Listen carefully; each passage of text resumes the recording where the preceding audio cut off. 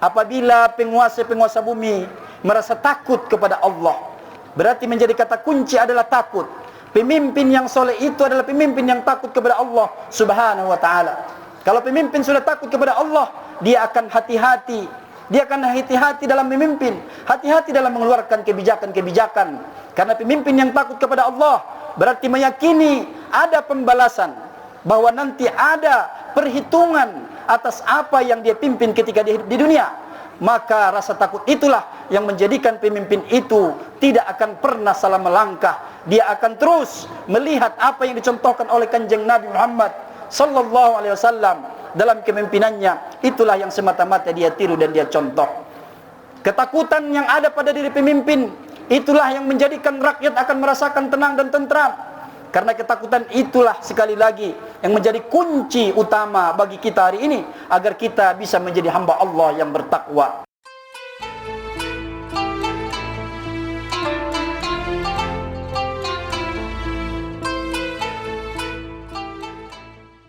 Alhamdulillahi Rabbil Alamin, wal aqibatu lil muttaqin, wala udwana illa 'alal zalimin.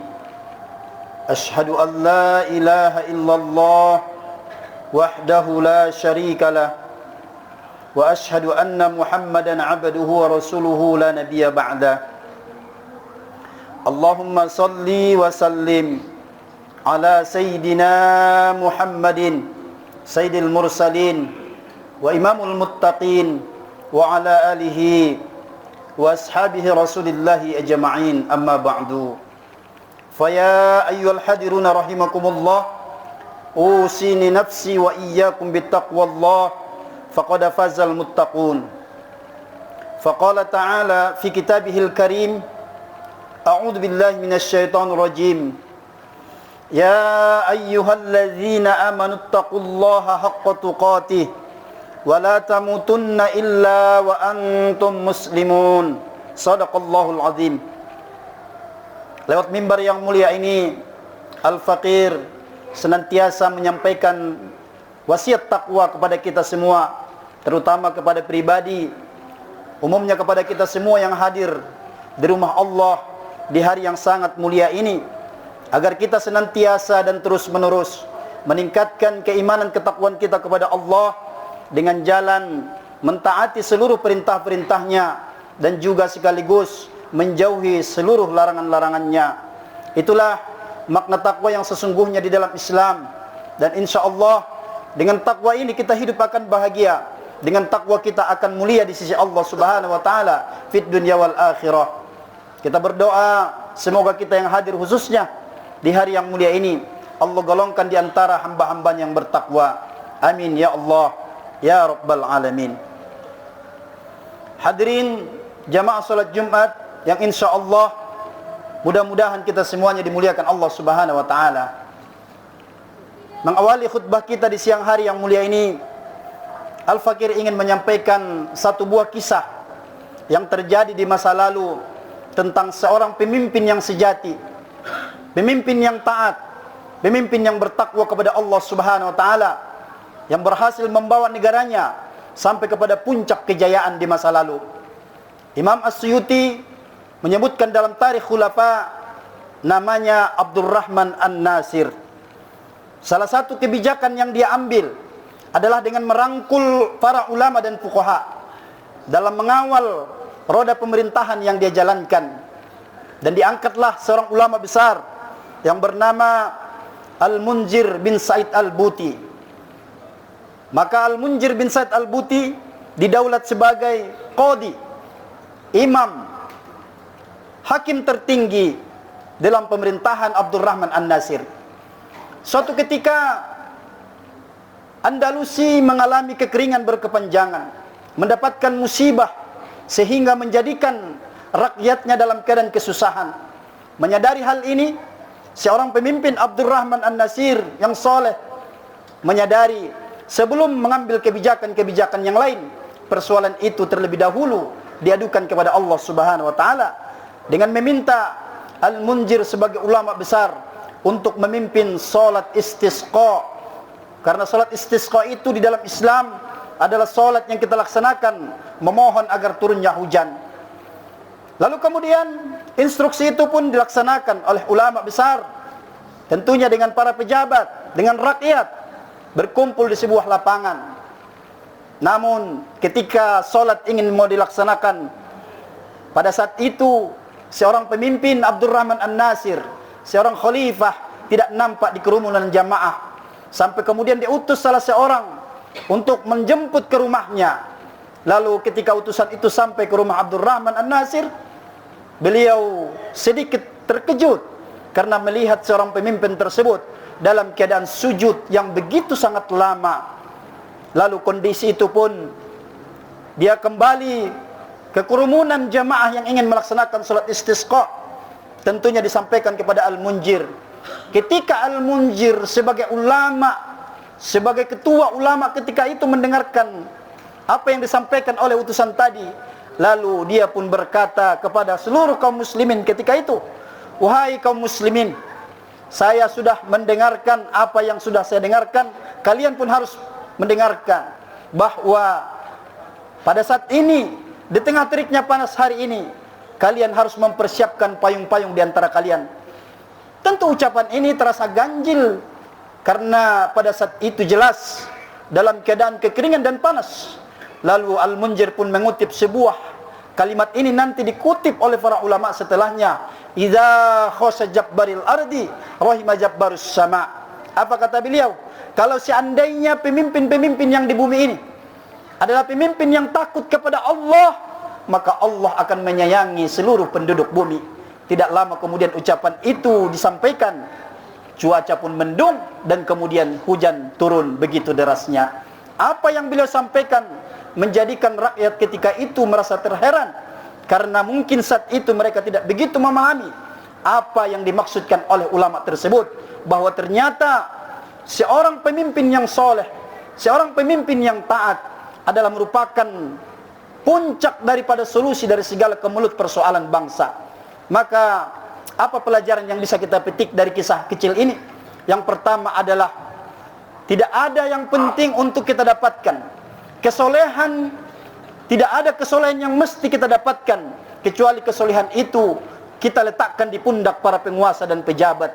Karena apabila pejabat sudah pejabat yang soleh, pemimpin yang taat, pemimpin yang bertakwa kepada Allah Subhanahu wa taala, sunnatullahnya terjadi sunnatullah, apa yang Allah janjikan. Ketika penduduk bumi bertakwa dan beriman, maka Allah akan memberikan rahmat, keberkahan dari bumi maupun dari langit. Maka oleh karena itu, realitas ini kalau kita kaitkan dengan kondisi kita saat ini, masih banyak di antara kaum muslimin yang menduga dan mengira bahwa kesolehan itu didapatkan oleh seorang individu muslim, bahkan paling jauh itu dalam level keluarga. Padahal sesungguhnya apa yang kita sampaikan tadi, kalau kita hari ini bercita-cita menjadi orang soleh, maka kesolehan itu semestinya ada yang pertama sekali pada diri pemimpin-pemimpin kita, agar semua persoalan-persoalan, ujian-ujian yang Allah berikan kepada kita dalam menghadapi berbagai cobaan, ketika kita dipimpin oleh pemimpin yang soleh, insya Allah, Allah berjanji akan memberikan solusi, yang solusi itu betul-betul memberikan jalan keluar yang terbaik untuk kita. Hadirin jamaah salat Jumat yang insya Allah mudah-mudahan dimuliakan Allah Subhanahu wa taala. Kemudian pelajaran yang kedua yang tidak kalah pentingnya yang perlu kita simak adalah apa kriteria, ciri-ciri pemimpin yang soleh itu. Maka kembali kepada kalimat Al-Munjir tadi, di sana perlu kita garis bawahi, idza khasha jabbaril ardi, apabila penguasa-penguasa bumi merasa takut kepada Allah, berarti menjadi kata kunci adalah takut. Pemimpin yang soleh itu adalah pemimpin yang takut kepada Allah Subhanahu wa ta'ala. Kalau pemimpin sudah takut kepada Allah, dia akan hati-hati. Dia akan hati-hati dalam memimpin, hati-hati dalam mengeluarkan kebijakan-kebijakan. Karena pemimpin yang takut kepada Allah berarti meyakini ada pembalasan, bahwa nanti ada perhitungan atas apa yang dia pimpin ketika di dunia.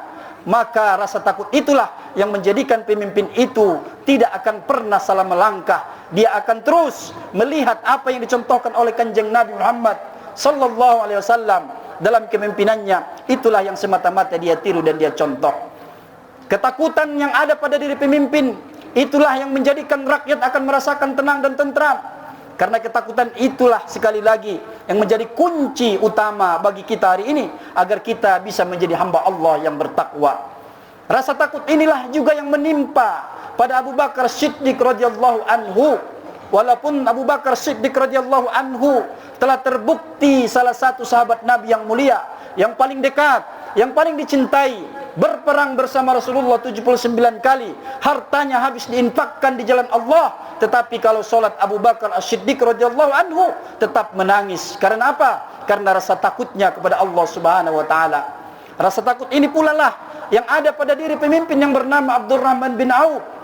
Maka oleh karena itu, rasa takut itu menjadikan dia bercita-cita menjadi orang susah, menjadi orang miskin, karena dia takut nanti harta yang begitu banyak tidak bisa dipertanggungjawabkan di hadapan Allah Subhanahu wa taala. Maka oleh karena itu, bila ada sebuah bangsa dan negara di mana pemimpinnya tidak punya rasa takut kepada Allah Subhanahu wa taala, maka dalam waktu yang bersamaan dia akan memimpin dalam keadaan zalim, yang kalau itu terjadi, maka yang akan menderita bukan hanya dirinya sebenarnya, tetapi adalah kita rakyatnya akan merasakan kezaliman-kezaliman yang dipimpin oleh pemimpin yang zalim tersebut.